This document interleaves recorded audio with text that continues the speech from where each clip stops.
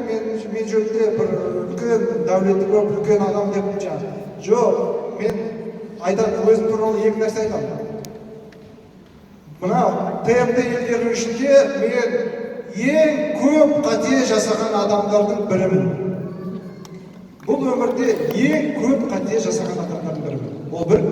Екіншіден, ТМТ елдерінің бизнесмендерінің арасында мен ең көп ақша жоғалтқан адамдардың бірімін. Сондықтан екі нәрседе мен чемпионмын. Ол ең көп қателік жасаған адаммын, ең көп ақша жоғалтқан адаммын. Сондықтан Абылай ол қарапайым адамның көзқарасы жағынан.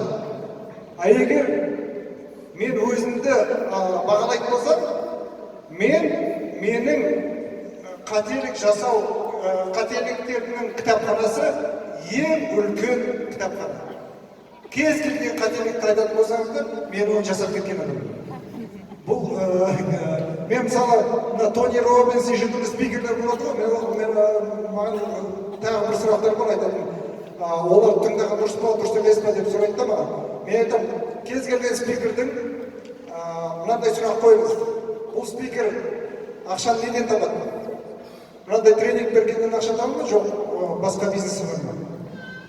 Соны қараңыздар. Мен мысалы бұл жағынан мен тренинг бермеймін жалпы. Мен алған соғыстың ветераны сияқтымын. Деген қателік сосын айтатыным көп. Сондықтан университет бару керек пе, университетке жоқ, бизнес жасау керек пе деген сұраққа мен айтамын, бизнес жасаңыз. Кішкентай болсын, қандай болсын, бизнес жасаңыз. Өйткені бизнес дегеніміз, көп адамдар ойлайды, бизнес дегеніміз ол ақша табу деп. Жоқ, бизнес дегеніміз ол өмір сүру тәсілі. Ол тәсіл, ол өмір сүрудің тәсілі. Ол тек қана сіз 8 сағат бар жұмыс істеп келетін орын емес. Ол күндіз түні адамның сана сезімі, ойлау қабілеті, жүріс-тұрысы бәрі бизнесменнің жүріс-тұрысы, бизнесменнің ойлау қабілеті, бизнесменнің сараптау қабілеті бәрін жетілдіру керек. Бәрін сіз басынан аяғына дейін, тәпішкеден басыңызға дейін, бөрігіңізге дейін бизнесмен болуыңыз керек. Ол өйткені бизнесмен ол тек қана жұмыс орнында бизнесмен болып жүрмейді. Ол күнделікті өмірде, күнделікті ақша жұмсағанда, күнделікті басқа адамдармен қарым-қатынас жасағанның өзінде бизнесмен болып қалып, бизнесмен ретінде таңдау жасайды. Сондықтан неғұрлым ертерек бизнеске кірсеңіз, соғұрлым сіздің сана сезіміңіз, ойыңыз, ой-өрісіңіз мына бизнесменнің сана сезіміне қалыптасады. Соғұрлым көбірек қателік жинайсыз, соғұрлым көп сабақ аласыз. Соғұрлым сізде көбірек тәжірибе болғанда, тәжірибе болған сайын сіз жақсы таңдау жасайсыз. Мынандай тағы бір сөз бар. Данышпандық деген не дейді? Мудрость орысшасы. Данышпандық деген ол жақсы таңдаудың нәтижесі дейді.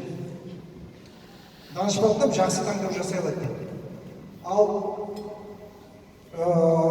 жақсы таңдау үшін не істеу керек?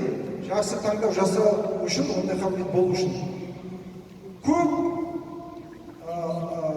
қате таңдау жасау керек.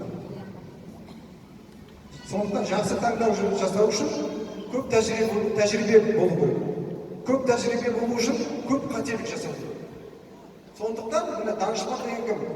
Бірінші сіз көп қателік жасайсыз. Қателік көп жасағаннан кейін сіз көп тәжірибе жинайсыз.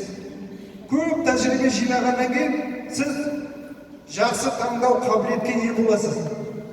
Жақсы таңдау қабілетке ие болғаннан кейін сіз жақсы таңдау жасай аласыз.